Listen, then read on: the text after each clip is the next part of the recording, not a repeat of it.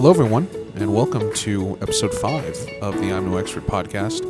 This week, we got the chance to sit down with someone very interesting, the executive director of the Texas Private Schools Association, Ms. Laura Colangelo, joined us for an interview to discuss a very important topic right now in the state of Texas.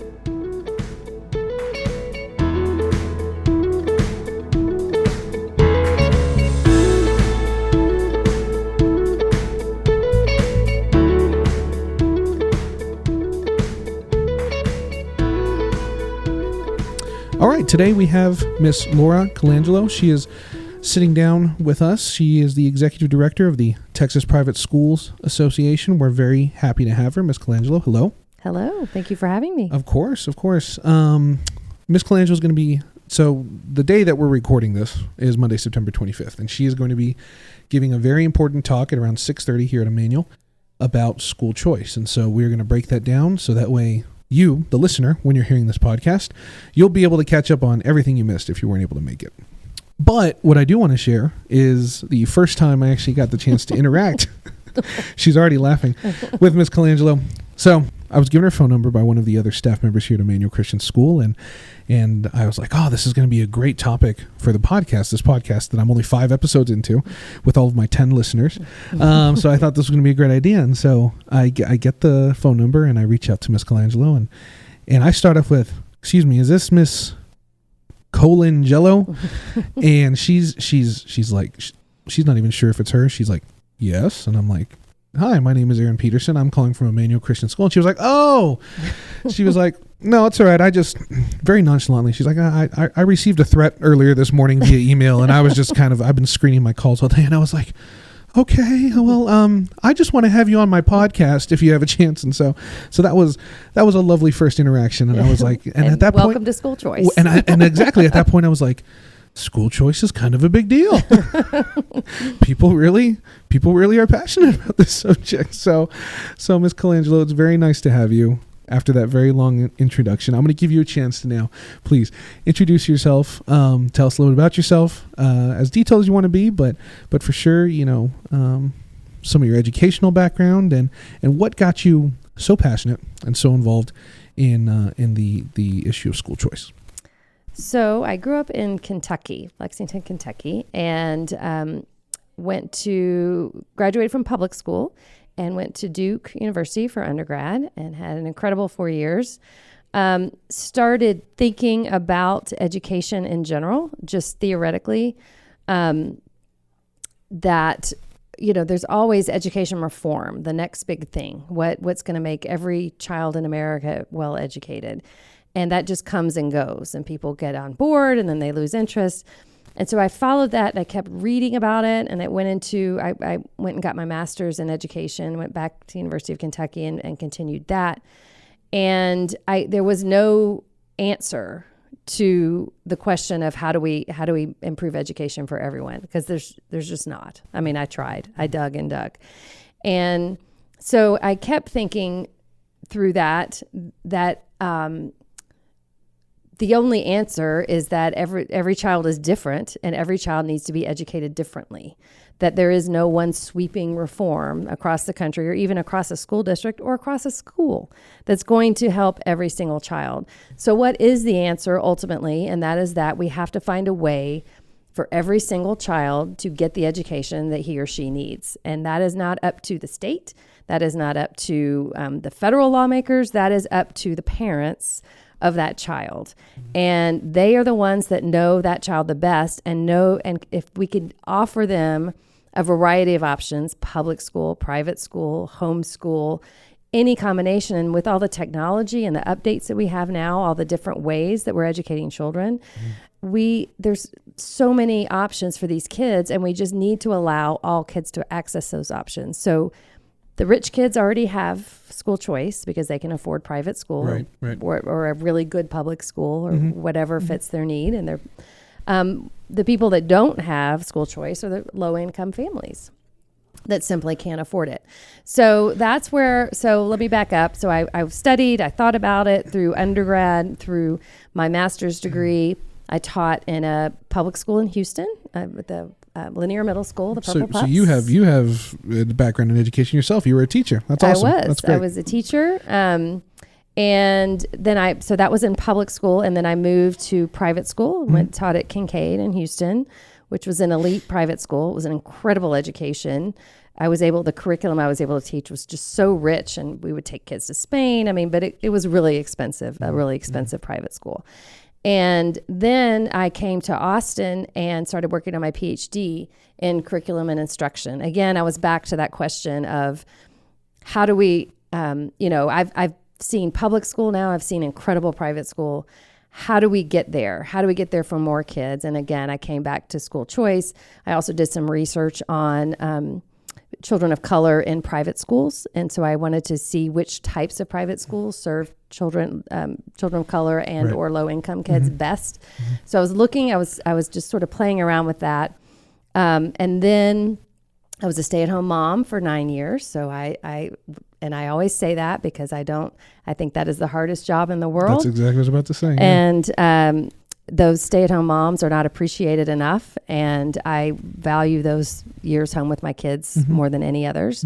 But they got to the point where they were going to school themselves, public and private, and it was time for me to go back. And I was in governance. I was on the school board of my children's Episcopal preschool in Austin. Got into governance, had to hire a head of school, and was sort of recruited to get into school choice, get into school head searches at that point. And so I took over a school called St. George's Episcopal School in Austin. At the time, it was serving low-income kids. It was in East Austin, which is the historically underserved part of Austin.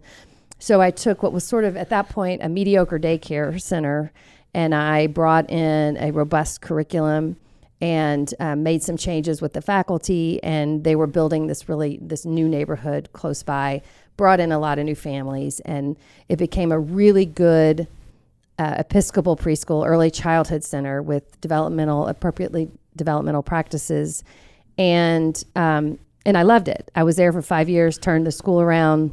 And so I'm sorry. So just to pick on something from that. So, with an overhaul like that, where you say it was a pretty poor standards as the school had into taking those standards to almost above and beyond. What were the growing pains in that? I mean, I know. Yeah. Okay. That's a really broad question, but like I'm sure there were some growing pains. Well, they did a really good job of babysitting from 7 a.m. till 6 p.m. So that structure was in place, and there were a few teachers that are wonderful and warm and caring and willing to spend so many hours taking care of these babies. What they didn't have library books in the classrooms. They didn't have a curriculum that they were looking at. They were just kind of making it up as they went along. And we needed that. And some teachers were just sort of sitting around watching the kids play all day. And that's not a good preschool. Teaching. That's not teaching. Yeah. So I had to fire a lot of people, to be totally honest with you. That was not very fun. Right. But once I sort of cleaned house of people that weren't invested in the new model, kept the ones who were just so happy and ready to dig in and make this a really good Episcopal preschool.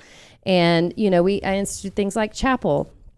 It was sort of a secular preschool when I walked in, which is fine, but it was an Episcopal school, and it was connected to an Episcopal church. And we had this adorable little chapel, and I just wanted to bring those kids every week. Walking 2-year-olds anywhere every day is it's a challenge. But we just, the whole school community to get together and just celebrate being together, learn a few things, even lighting candles in front of preschoolers. They learned so much, and the idea of sacred space and sitting together and learning Bible stories and, those sort of things, singing the songs, This Little Light of Mine. That was my favorite. That was just a piece that I thought was missing. And I think some of the teachers and the families were a little skeptical because they weren't religious at all.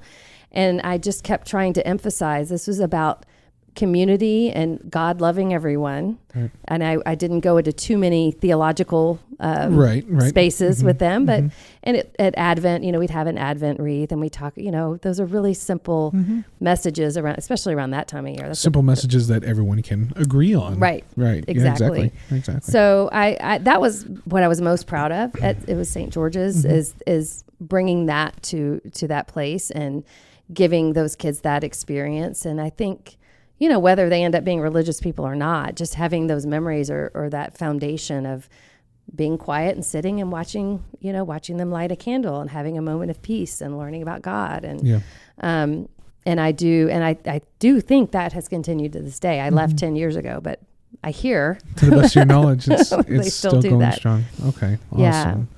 So I did that. And then through my involvement with governance, I was asked to, apply for this job, which is at the time it was called the Texas Association of Non-Public Schools. And that's just a really bad name because, nobody knows what a non-public school is. It's a very broad term. Yeah. Well, and you identify yourself in the negative, that's true. That doesn't make a lot of sense. It's not good for marketing. No, for it's sure. not. No. So I got this job. The woman who asked me to apply for the St. George's job came back, Connie Wooten from Amarillo, my dear mentor. She came back and said, okay, I have your next job. And you're going to be a lobbyist for private schools. And I said, oh, what? I don't remember exactly what that means. I have vague memories and you're too young for this, but there was the Schoolhouse Rock video. Do you remember this? No, not the video. Maybe not the video specifically. I know what Schoolhouse Rock is though. Yeah. Yes. So there's a song about how a bill becomes a law. And I remember that from like Saturday morning cartoons. Yep.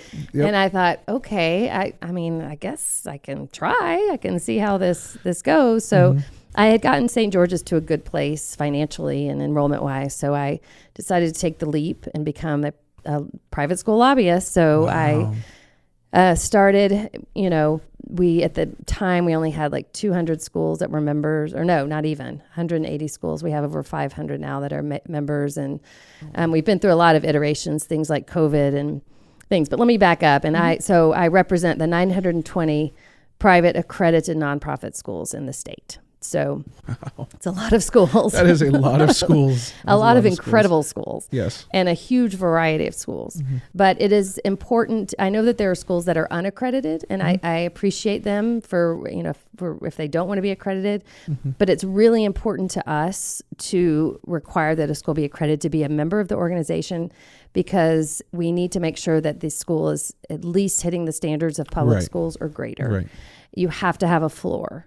And because when I'm testifying in front of the legislature, I need to know what I'm talking about. And nobody really even knows how many unaccredited schools there are out there. Yeah. In the state. Because for the fact that they're unaccredited, they're not registered with any there's accreditation not a list service anywhere. Exactly. Yeah. So that I do, if a school is unaccredited and knows about me and what's going on, I do include them and give them the information they need. I think because it will make them become accredited. But accreditation is it's our accountability, and we take that very seriously. Absolutely. I mean, I could only imagine going before the state legislature and be like, yeah, like, we us private schools, we want some of the benefits that public schools get, and then you're not able to show that certain private schools don't, or we don't know if they meet the standards or anything like that. I could clearly see how accreditation is probably the tier 1 priority. It's the end all be all before we move any forward. Absolutely, because you do not want bad actors moving in and hanging a shingle and calling themselves a private school. Yeah, and absolutely. Especially if this state money comes about, which it will. It's about to come about. We just have to be really protective of our reputation. Yeah. So that's obviously why we require it. You have to do your homework, and clearly you've done it very well. Do you do this often? Do you go out regionally to? So today, you right before this, she Miss Colangelo sat down and spoke to I don't know how many private schools were represented. 20 private schools, something like that. Yeah. Here at Emmanuel. Do you do this often? I do. I try to. When the legislature is not in session, I have more ability to go out and travel and see schools. But I love it. It's really important for me to visit all private schools that I can that want to come meet and understand their issues, because I'm talking about them in the legislature and I'm telling stories about them, and I need to know. And when we pass or kill a bill in the legislature, I need to come back and explain it to them and how we got there and why this one we killed, this one we didn't. that kind of thing. So I love it. It's even just being on a school campus. It's important for me to do that every now and again because I'm just either in the Capitol or in my office, heavy into policy, and I need to come out here and talk to the people and watch the kids and remember why we're doing this. Absolutely. So as we move into now actually breaking down what school choice is, I'm going to let you give your best textbook definition of it, if there is one, and kind of go from there. But I do want to mention a interview you did with the Houston Daily back on February 20th of this year. You did say our goals as an organization primarily are to protect the independence and autonomy of private schools, something that I did hear you mention today.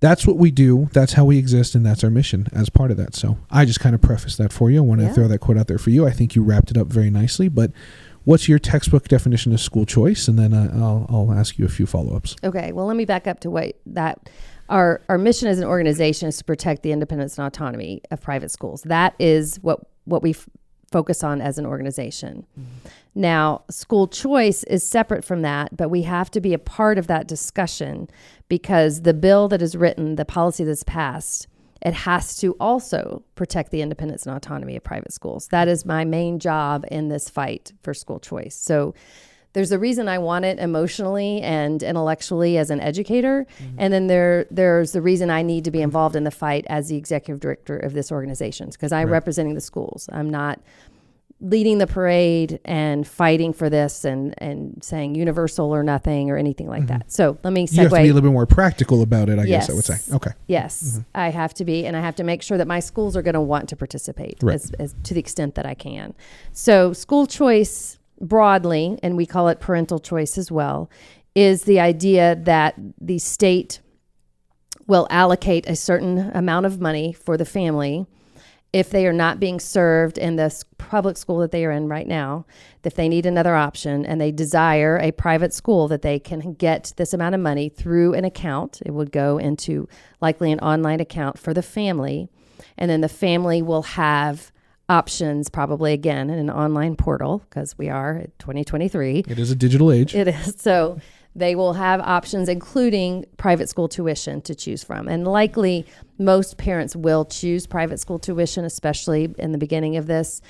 Other options could include homeschooling expenses and things like that, but that's a little harder to cobble together unless you're already a homeschooling family. Right. So likely it will be private school tuition and fees, transportation, uniforms. And then so the family can have access to those funds. They apply to the private school, and if they are accepted into the private school, then those funds transfer through the family to the school, and they're able to go to that private school. So it is just a way that a family can have an option, and we as an organization will prioritize low-income families because those are the families that don't have that option right now, and we feel like that's what this discussion is all about. Is giving those families an option, just like the rich folks and the kids that otherwise wouldn't have access to good schools will now have access to a school of their choice. And at the very least, we have nothing against public schools. I would not be sitting here right now. Yes, good. I'm glad you said that. If we thought in any way that this policy would harm public schools, but we have studied the issue. For 20 years. They've had school choice in states like Florida and Arizona for 20 years. And in the areas with the robust school choice program, the public school test scores go up, the per pupil funding goes up, and all the families are happier with the options that they have. So it's really, and you kind of preface there, it's really not about being greedy. We're not, you're not advocating for taking schools from public schools for whatever reason. It's about giving each student the best chance to succeed. And for some kid, that might be a private school. And for other kids, they're going to excel at public school. It's not a one size fits all issue. And that's what I think you're trying to communicate. Yeah. I don't think people always hear that, but that's what you're trying to communicate. Well, and that, that's like I was saying, my earliest readings and thoughts on this way back in college were there's no solution. There's no solution. We have to focus on every child and what every child needs. And yes, it gives kids the option, and most kids are going to stay in public schools. Most of them will. I mean, we've had it for 20 years in other states, and most kids are staying in the public school. If they are in the band, on the football team, getting A's, doing what they want to, finding their path in the public school, they'll stay, and they should. And frankly, we think we should increase funding for public schools now too as part of this discussion, and we can get to the political side in a minute. But it does give those few families and those kids that just need another option the chance. And the thing is, with the proposal that's coming up in October, we're talking about 50,000 kids across the state. That's the amount that's been allocated for at this point. So it's not a huge amount. It's 50,000 kids across the state. There are right now 5.5 million public school students in the state. So we're talking about a drop in the bucket. It's a drop in the bucket, but it's a really important drop in the bucket and a start to something that could change that child's life, that family's life, and generations of that family. Yeah. And so that's when I get yelled at or get threatening emails during the day, I just have to keep thinking about these 50,000 kids. People hate this idea. They are afraid that it's going to hurt public schools. It's not. And they're pushing back with all their might on this. But I just have to keep thinking those families and those kids, this is worth the fight. And if more people knew about this and knew what this could do, they would be in the fight with me. Yeah, absolutely. Absolutely. And so now starting to break down something that you mentioned in your definition of school choice. You talked about a certain amount of money being allocated for children to be able to apply to private school tuition, families to apply to private school tuition, or in some cases homeschooling, but you did say that was a little bit more of a tricky subject. Define an ESA for me. That's an educational savings account. Right. And I think this is the primary way that you're trying to promote this, right? Yes, this is the mechanism I'm talking about. This is the most popular piece of school choice. There are other things like tax credit scholarships that are older ideas of school choice. They're a little different. But what we're talking about right now in Texas is this education savings account is that portal, the amount of money that goes into that portal with that child's name on it. And then the family looks at the list of eligible expenses and sees Emmanuel Christian or, St. Clement's or whatever that's on the list and pushes that. Has to apply to the school. Have to apply. They're not just accepted because they chose the school. It's not automatic, but they start the application process, and that amount of money can be earmarked. And if they're accepted, or they can apply to a bunch of different schools. I mean, I think a lot of families do that. Yeah. And then wherever they accepted, they can direct those funds to that school. But my job is to protect the admissions process. Some of these schools are very small. They cannot serve every child. They have never pretended they can serve every child, and so we need to make sure that they're able to maintain that and to be private in that way.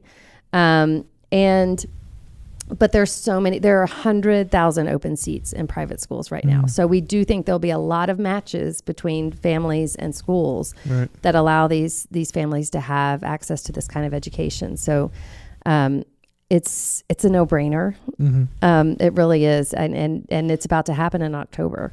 Yeah. And that's something I wanted to touch on, and I'll probably touch on here.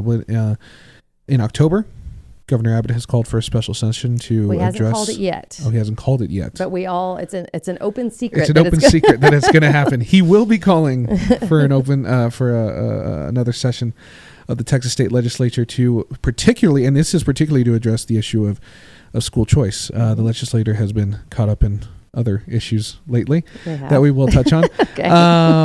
But and before we talk about what to expect in this special session that's coming up, touch on maybe some of the, and maybe this ties in with it, honestly, touch on some of the existing and potential roadblocks that you've had. I'm sure you've had a plethora of them, but some of the ones that are really, you're looking at right now and you're like, okay, if we can just get past this, we're good. Well, the fundamental roadblock is we need 76 votes in the House of Representatives. So this idea has passed through the Senate.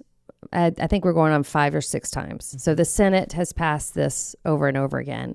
And the Lieutenant Governor, Dan Patrick, this is one of his signature items. So we have no trouble in the Senate. In the House, that has historically been our stumbling block. And so we are traveling around. Part of we call it our road show, we're going to areas where we think legislators, we can get legislators to vote for it. And we think we went to McAllen a couple weeks ago. We're going to Nacogdoches soon. We're here in El Paso right now. In San Antonio last week.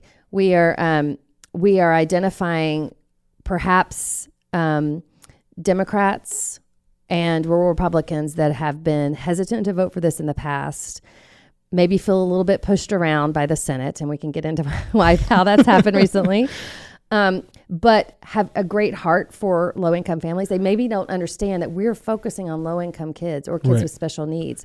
This isn't, we're not trying to subsidize rich kids already in private schools. Yeah. And that's the narrative that they're hearing from the opposition, and we're trying to counter that. We're the schools. We're the ones that are going to be implementing this.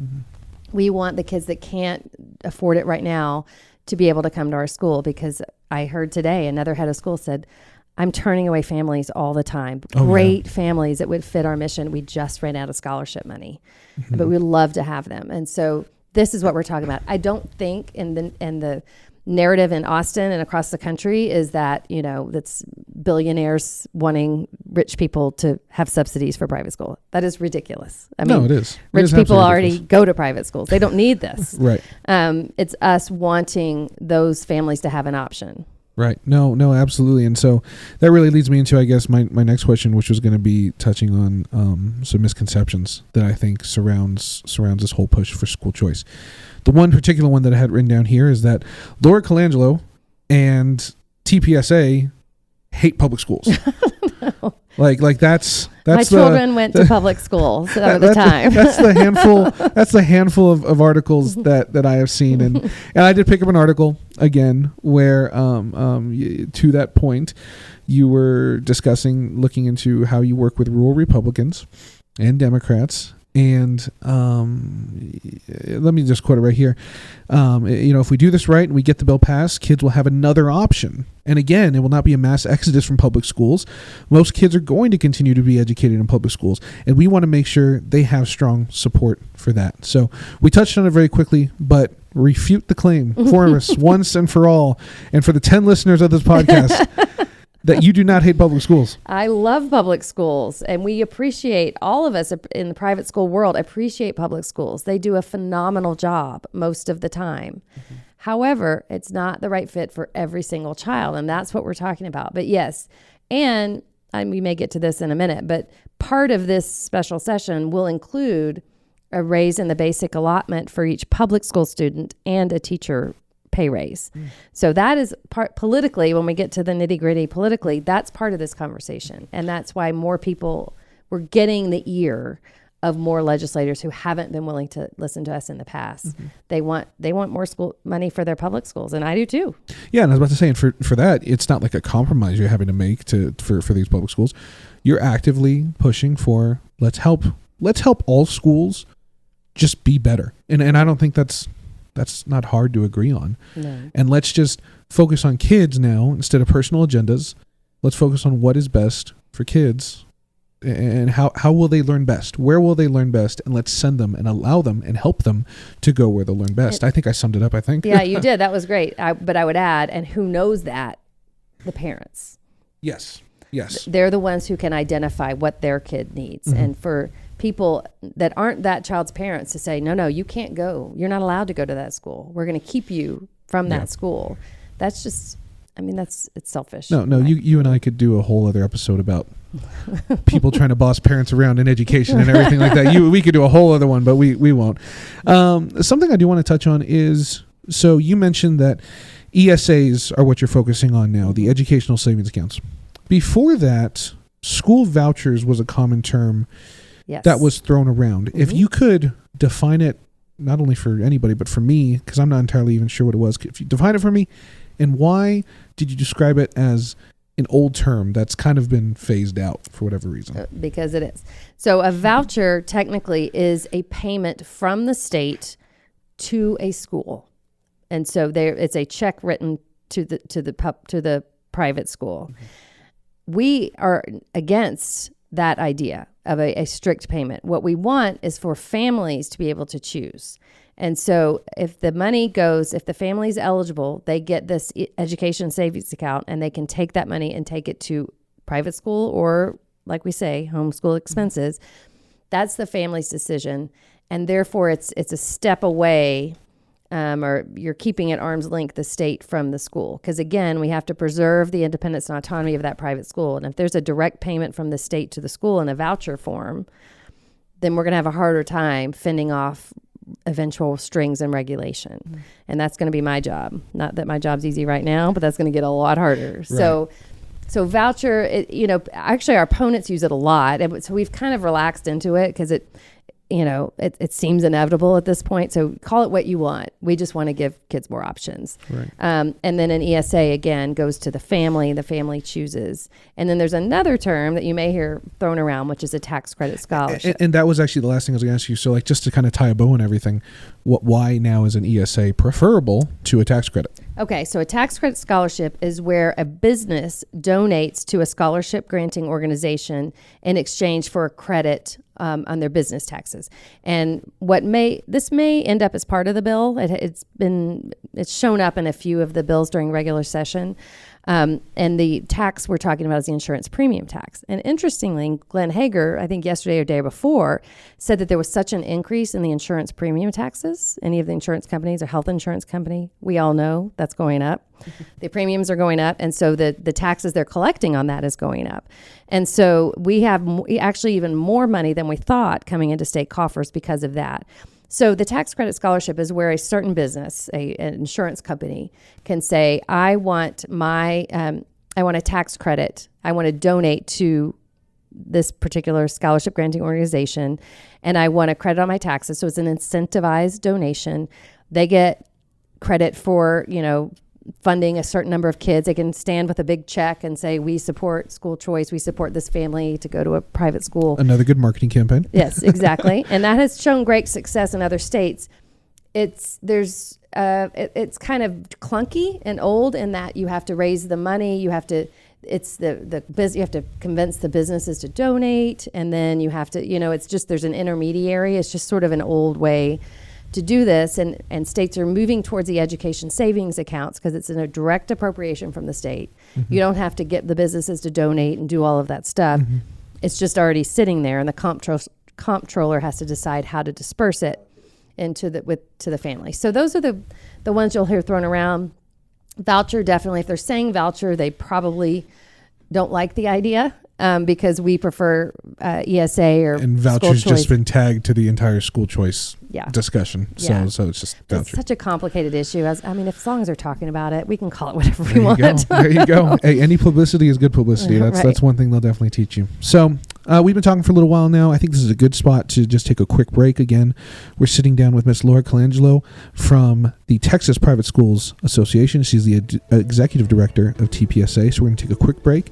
When we get back, we're going to be talking about kind of the state of the school choice movement, some of the recent achievements, recent developments, the kind of support they're receiving from not only state congressmen, but U.S. congressmen and women. And then we'll get into just a few other last-minute questions for Ms. Colangelo before we let her go get checked into her hotel and get ready for her talk tonight. So we'll be right back.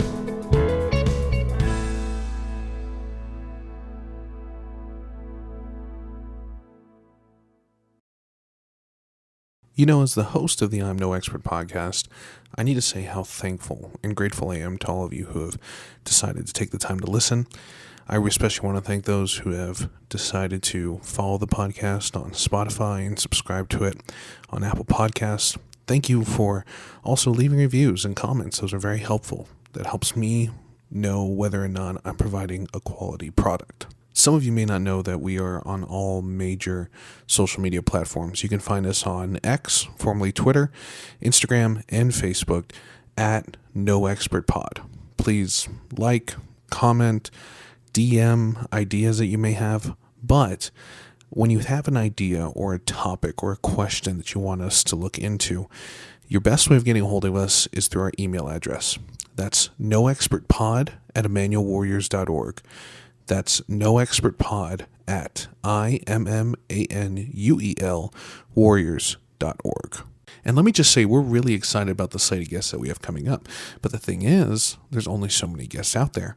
So when you provide us with questions, topics, things that you want to hear, things that you want to learn about, that helps me better choose what expert I need to get on the show to answer those topics.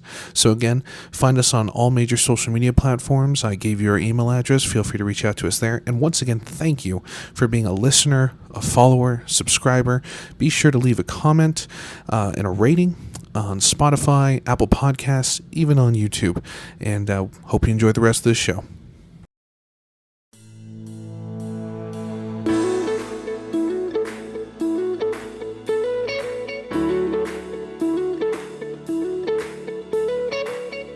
Welcome back to this episode of I'm No Expert. I'm Aaron Peterson. Today we're sitting down with Miss Laura Colangelo from the Texas Private Schools Association. She's the executive director of TPSA. She just got done breaking down what school choice is really, what the main goal of the school choice movement and the main her main job entails as the executive director of TPSA and what her goals are. She broke down the meaning of educational savings accounts and some existing roadblocks that they do see, but she's very optimistic and we have a lot to be excited about. Mm-hmm. So now, Ms. Colangelo, I'd like you to share with us, looking at how long it's taking you to get to this point, how long it's taking you to get to this special session that is supposed to be happening. You just described it as an open secret that this special session will be happening in October. Now that we're here, and there's a really good chance that we can make school choice a thing, what are looking back, some milestones that you hit, some roadblocks you really stepped over that you're really proud of? Well, we got it through the Senate. We've had practice at this. So I think our first time getting it through the Senate was 2015. So we're coming up on 10 years of that, of having incremental victories. But I think more important than that is the movement as a whole and the education that we're getting to parents and families about what this really is. And the conversation has shifted. Just we've have more data. I feel so much better now than I did 10 years ago because school choice was pretty new. We're 20 years in now, so I can say with all certainty that this does not hurt public schools. Whereas before, I'm like, we don't think so. There's no data yet. But now it's just 32 other states have this. We're one of the last states who's going to implement a policy like this. So it's actually kind of ridiculous at this point that we're not doing it. But I think actually the most important moment in this, the reason we're going to have this special session in October is Governor Abbott. He put his foot down. He mostly in during the regular session, he was visiting private schools. He was talking the talk, and we didn't get to a compromise at the end of the regular session. And I think we came a lot closer than people think we did. But and I'm okay that we didn't pass that bill at the end of session. It ended on May 29th because it involved a provision for DNF schools. So the children that would be eligible would be coming from public schools that were rated DNF. And we just don't like to enter that conversation. We don't pit public versus private schools ever. And there's a lot of controversy on the A through F rating system. And a lot of people don't believe in it, don't like it. I just don't like that. So if we were ending up there at the end of regular, I'm okay with hitting the pause button and coming back together. And we had a great interim with the special select committee that included a little bit more than the usual House Public Education Committee. We had 2 very long, robust days of conversation about it. So we stopped, we took a moment, took a breather, came back together and said, okay, how are we going to do this? What is going to happen? And then we're getting into politics now. Is that okay? Are you ready? That's fine. Okay. That's fine. Then we had the impeachment trial that started on September 5th. And that's when the House, well, actually it started at the end of May when the House voted to impeach our Attorney General, Ken Paxton. So the House managers voted. It was pretty decisive vote, like 122 to 23. No, yeah, I remember seeing it and being like, wow, okay. Yeah. Everybody agrees on this, it looks like. Yeah. And so they sent it over to the Senate, and then the Senate took 2 weeks to hear the trial. Mm-hmm. The lieutenant governor was the judge. It was bizarre. I do highly recommend watching a little bit of it to get a feel for it. It was strange because it wasn't a criminal trial, yet you had criminal attorneys trying to figure out how to do an impeachment trial, which hasn't happened for 100 years. Mm-hmm. So even at the beginning, we had 4 very highly paid lawyers from Houston, and they were saying, well, do I call you judge? Is this a courtroom or is this some, it was so weird. They could even get over the procedural things. Yeah. Oh Lord. And the senators were sitting in judgment. They were voting, and one of the senators is the wife of the man who they were considering impeaching. So it was Texas politics writ large. It was a lot of drama. But at the end of the day, the Senate voted to acquit Ken Paxton.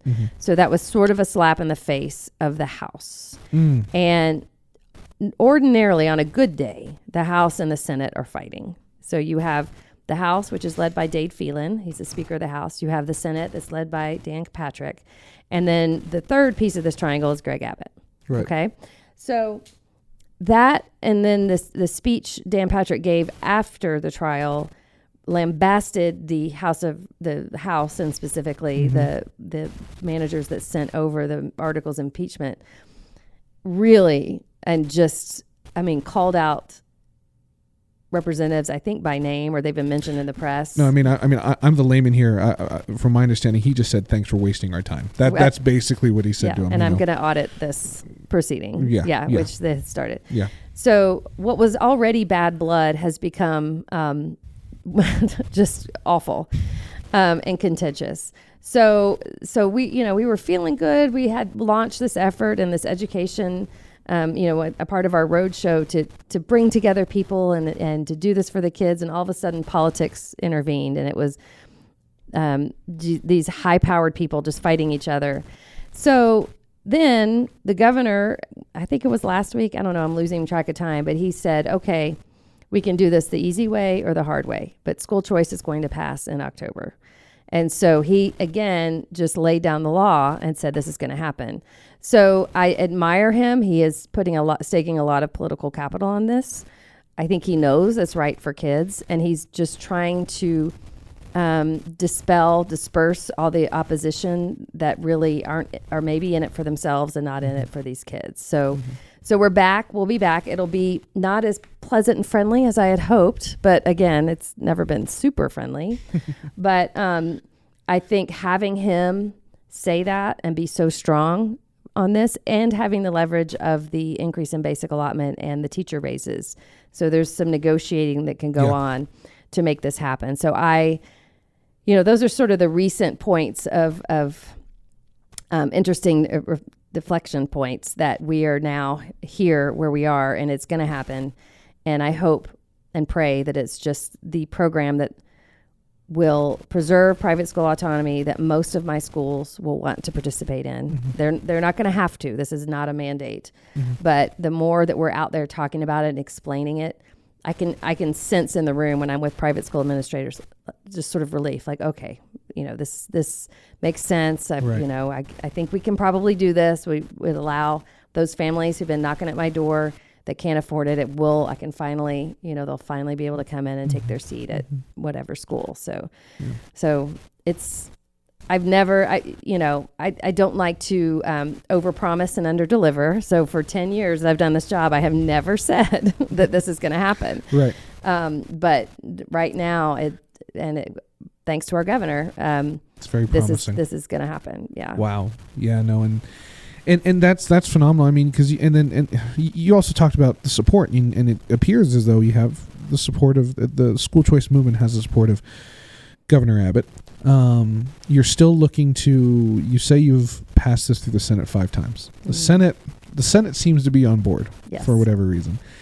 It's the House where you said you need to find how many votes? 76. You need to find 76 votes. So in finding those 76 votes, you have decided to shift your attention to Democrats who are looking to help low-income families, right, and rural Republicans is who you're looking to target, right? Yes.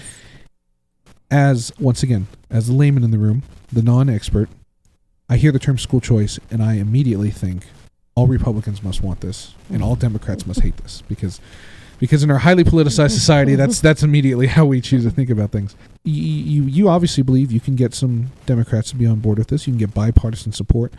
What's the holdout in the House? What's the holdout and especially the Republican caucus of the House? I mean, the Texas state legislature is dominated by Republicans, and if it was a Republican-Democrat issue, then technically, right, we should have no problem getting this across.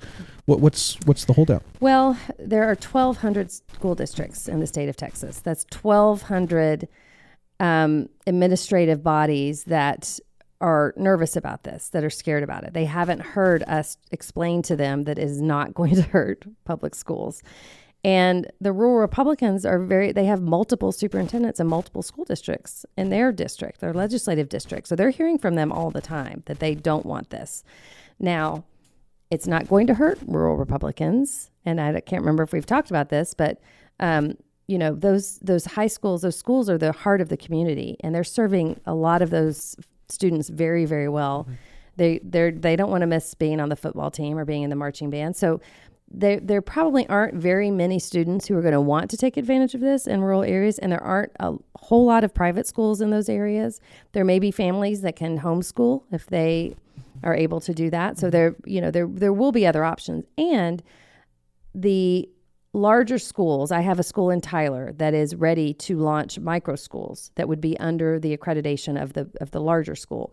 So some of these areas, if this passes, you're going to see more private schools form and serve families that are away, that are in rural areas that can't reach the longstanding private schools.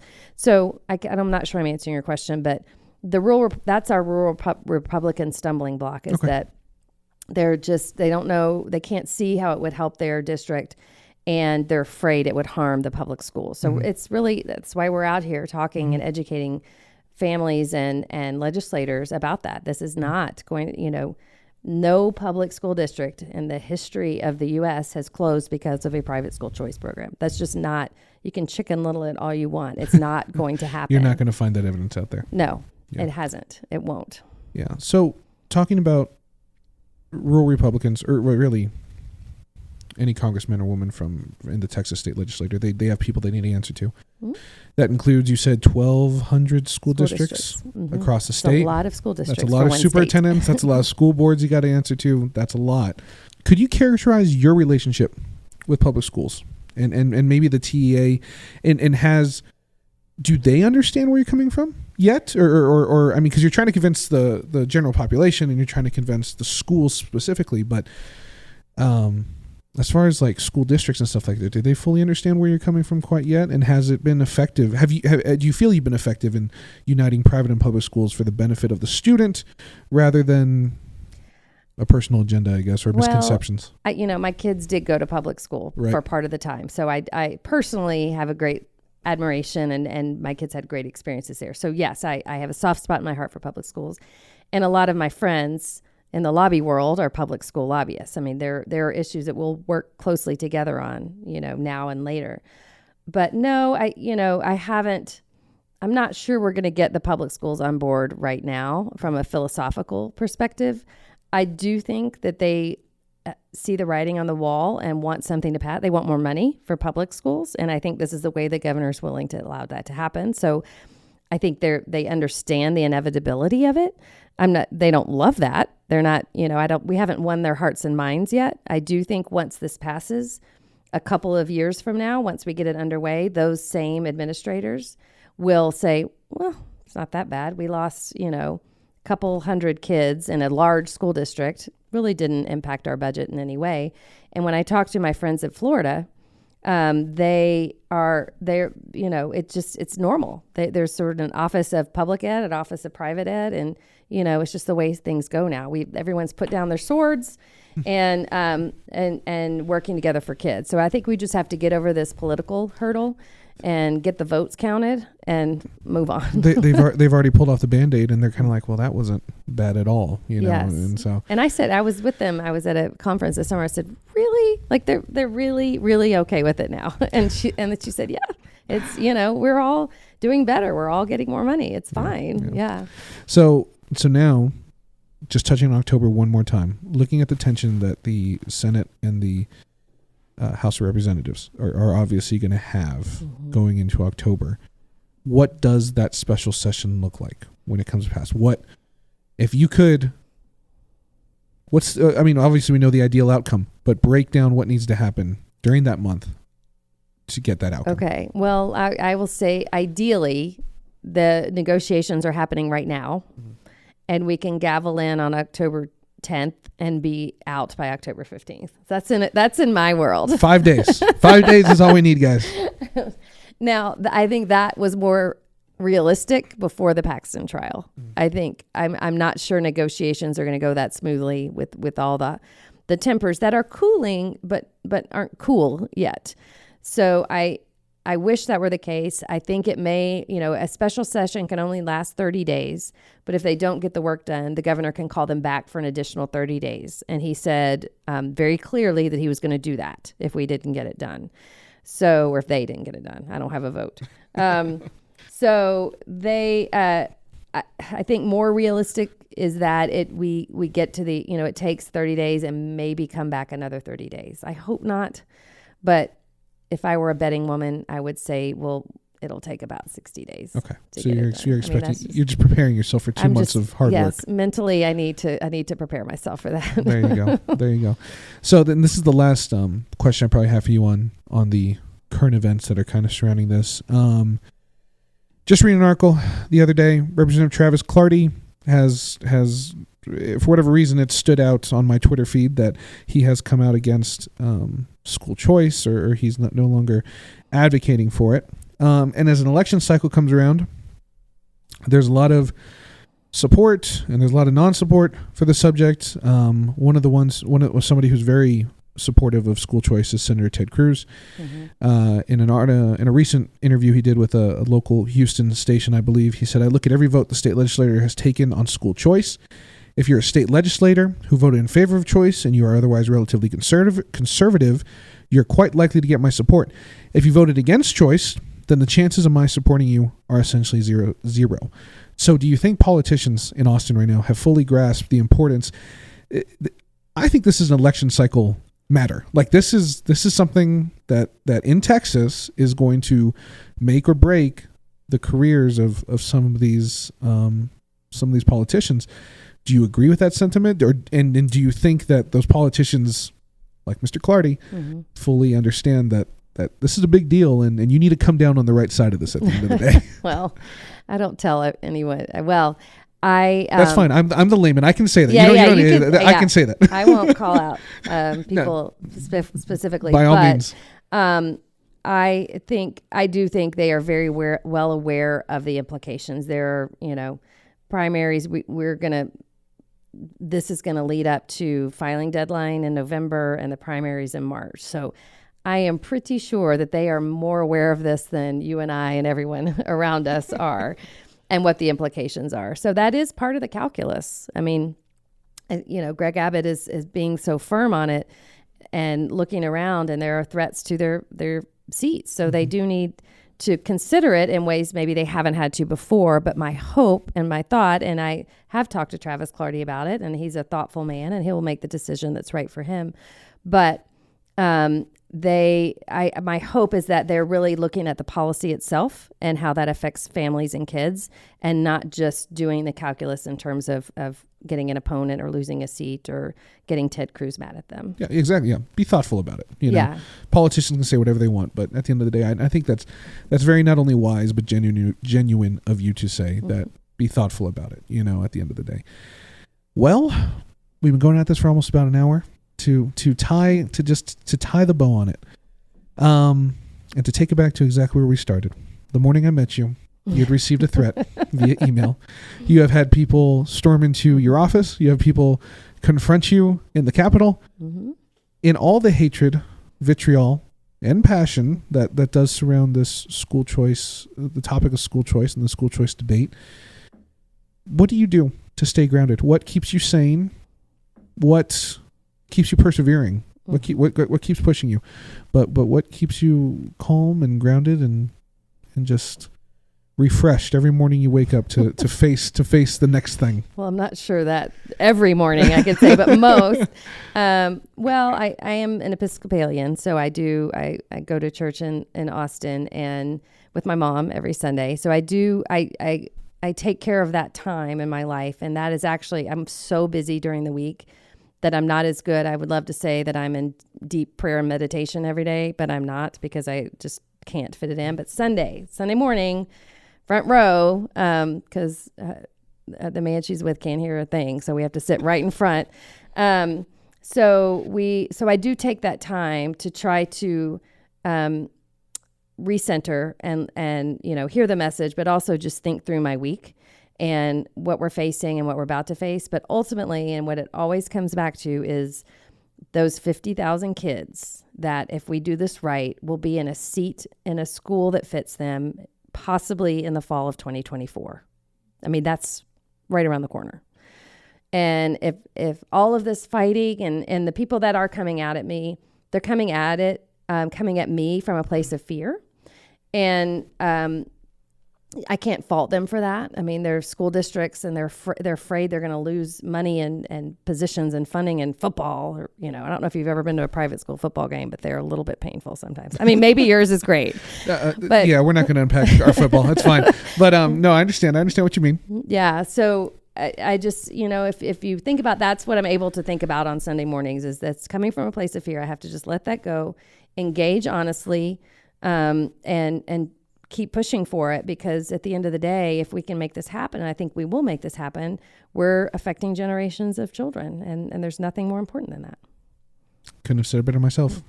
Thank you, Ms. Colangelo, for taking the time. Thank you for coming to El Paso and addressing a topic that I feel El Pasoans personally don't understand and don't know too much about. And you being here, I really hope we have a very good turnout tonight. I'm looking forward to hearing once again what you have to say and what you have to share with the general public that will be here. But thank you for coming, and thank you for taking the time to sit down. Well, thank you for having me. This has been fun. Yeah, no, I've really enjoyed it. It's been a good conversation. So God bless you. Thank you guys for listening to yet another episode of the I'm No Expert podcast. Again, I'm Aaron Peterson, sat down with the Texas Private Schools Association Executive Director, Ms. Laura Colangelo.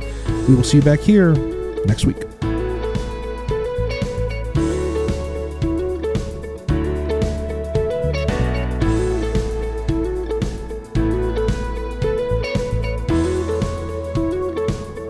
The I'm No Expert podcast is written, edited, and produced by Aaron Peterson.